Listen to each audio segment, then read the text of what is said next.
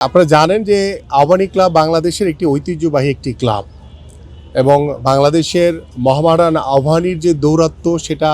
আমরা স্বাধীনতার পর থেকেই এবং আমাদের জন্মের পর থেকেই কিন্তু আমরা সেই বিষয়গুলো দেখে আসছি। সো দীর্ঘ 17 বছরে আসলে বিভিন্ন কারণে আপনার আবাহনী ক্লাবকে যেভাবে মানে রাজনৈতিক একটি ট্যাগ দিয়ে ব্যবহার করা হয়েছে, আমরা সেই 17 বছরের ইতিহাসে আমরা ফিরে যেতে চাই না। আমরা চাই যে আগামীতে আবাহনী ক্লাব এবং বাংলাদেশের অন্যান্য ক্লাবগুলো পলিটিক্সের বাইরে গিয়ে, কোনো রাজনৈতিকরণের বাইরে গিয়ে তারা স্বাধীনভাবে পরিচালিত হবে, স্বাধীনভাবে তারা তাদের ক্লাবের যে কার্যক্রম আছে সেই কার্যক্রমগুলো চলমান আকারে ইনশাল্লাহ প্রতিষ্ঠিত হবে। এক্সট্রিম মশার কয়েল প্ল্যান্ট ফাইবার দিয়ে তৈরি, তাই সহজে ভাঙে না, সুগন্ধিযুক্ত ও নিরবিচ্ছিন্নভাবে জ্বলে। ডেঙ্গু, চিকুনগুনিয়া বাহি সহ যে কোনো মশার বিরুদ্ধে দেয় এক্সট্রিম সুরক্ষা। এবং আমরা আশা করি যে এখানে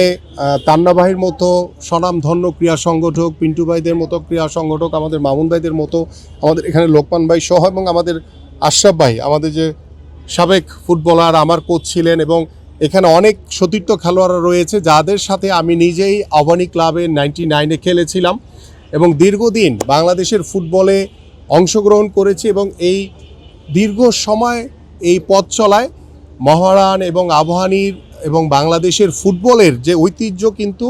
বাংলাদেশের মহারান এবং আবাহনীকে কেন্দ্র করে। তো সেই ঐতিহ্য যাতে কখনোই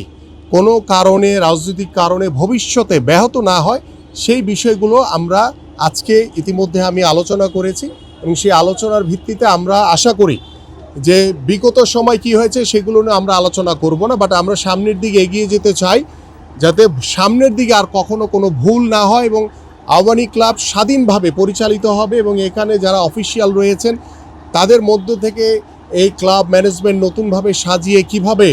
বাংলাদেশের ফুটবল, ক্রিকেট, অন্যান্য যে ইভেন্টগুলোতে আবাহনী ক্লাব বিগত সময়ে অংশগ্রহণ করেছে,